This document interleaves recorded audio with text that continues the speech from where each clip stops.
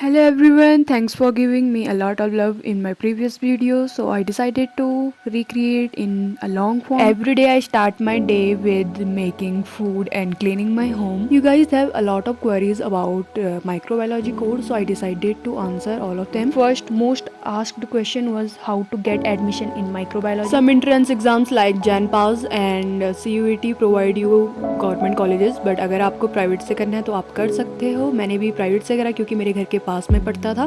बस यही डिफरेंस होता है कि प्राइवेट में थोड़ा फीस ज़्यादा लग सकती है आपकी, 2.5 लाख से 3 लाख तक अंडर ग्रेजुएशन की। Second most asked question was which one is better, MBA, MSc microbiology, chemistry, और other option was DMLT and other. So my answer is if you want more salary you can go for MBA, any prestigious college, and you can go for CAT entrance exam.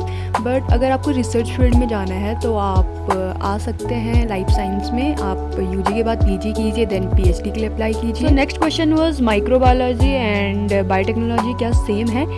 जी हाँ, मतलब 70 to 80% इनका code same है, लेकिन कुछ आपको technical difference मिल जाएगा। जब microbiology जितनी डीप स्टडी माइक्रोब्स की होगी उतनी बायोटेक्नोलॉजी में नहीं होगी। बाकी दोनों सेम हैं, दोनों PhD के लिए सेम एंट्रेंस देते हैं, CSIR, नेट या फिर लाइफ साइंस से रिलेटेड कोई भी एंट्रेंस हो, तो दोनों सेम ही होते हैं, बस थोड़ा सा ही इनमें डिफरेंस होता है। फीस भी किसी भी प्राइवेट कॉलेज में जाओ तो आपको सेम ही मिलेगी। As I was a student of biotechnology in my graduation and masters in my microbiology, so मुझे दोनों में डिफरेंस ज़्यादा नहीं लगता है। Another question was please suggest some important books. तो मैंने UG और PG मिला के जितने 10 सेमेस्टर थे हमेशा अलग अलग बुक पढ़ी है, लेकिन अगर आपको बेसिक माइक्रोबायोलॉजी पढ़नी है तो Prescott is best book. Another question was can CBZ student pursue masters in microbiology or biotechnology? So my answer is yes, you can. So next question is MSc microbiology better है या फिर MSc chemistry? तो दोनों is up to you guys, आप किस में कितना अच्छा कर सकते हो, क्योंकि लैब्स दोनों की बराबर ही होती है और स्कोप भी दोनों में बराबर होता है। बट हाँ, MSc केमिस्ट्री में थोड़ा आपको ज़्यादा मिल सकते हैं चांसेस बजाय माइक्रोबायोलॉजी की, क्योंकि अभी लाइफ साइंस का फील्ड इंडिया में इतना डेवलप नहीं है।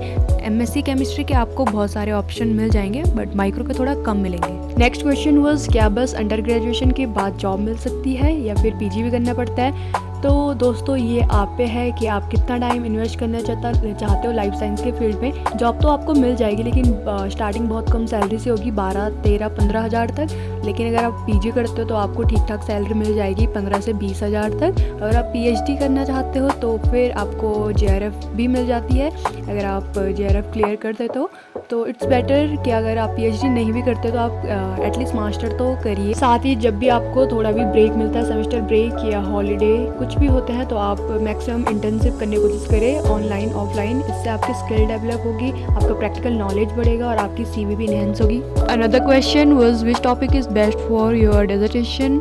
जो आपके लास्ट टाइम में प्रैक्टिकल वर्क होता है, प्रोजेक्ट वर्क, तो उसके लिए आप अगर कॉलेज से करते हो तो आपका जो सुपरवाइज़र होता है वो प्रोवाइड कर देता है टॉपिक, या फिर आप खुद से भी चूज़ कर सकते हो। और अगर आप किसी अदर लैब से करते हो तो वो आपको प्रोवाइड कर देते हैं टॉपिक्स को।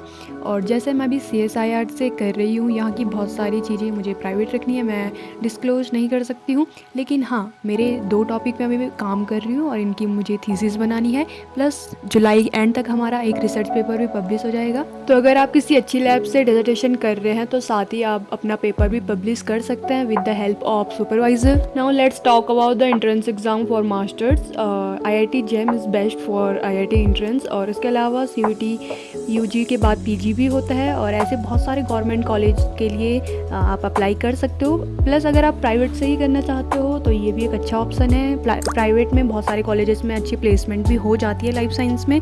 सो again it's up to you guys कि आप कौन सी स्ट्रीम चूज़ करते हो या फिर कौन सा कॉलेज चूज़ करते हो। फॉर PhD अगर आप CSIR नेट क्लियर कर देते हो और आपको JRF भी मिल जाता है तो आप किसी CSIR की लैब से PhD कर सकते हो।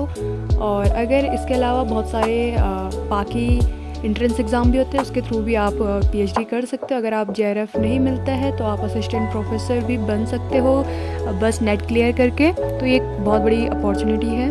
और अगर आप कोई एंट्रेंस एग्ज़ाम क्लियर कर देते हो तो आप आईआईटी से भी पीएचडी कर सकते हो। उसके लिए उनका एक अलग सा इंटरव्यू कंडक्ट होता है, सेम एज सीएसआईआर आईआईपी की लैब मेरे घर से बस 10 मिनट की दूरी पे है, तो मुझे एक बहुत बड़ा एडवांटेज मिल जाता है कि मैं देर रात तक भी यहाँ रुक सकती हूँ और एक्स्ट्रा काम कर सकती हूँ। जब भी मुझे कुछ सैम्पलिंग का काम होता है या कुछ अदर एचपीएलसी वगैरह से रिलेटेड काम होता है तो मैं यहाँ 8-9 बजे तक भी रुक सकती हूँ। पीएचडी वाले जो बच्चे होते हैं या फिर किसी को जब फर्मेंटर वगैरह की सैम्पलिंग लेनी होती है तो वो 12 बजे तक भी रुक जाते हैं, जैसे जैसे उनका टाइम होता है। I can not show you the instrument, labs and campus area. साथ ही मैं बता भी नहीं सकती हूँ कि मैं टॉपिक किस पे काम कर रही हूँ और क्या क्या काम कर रही हूँ।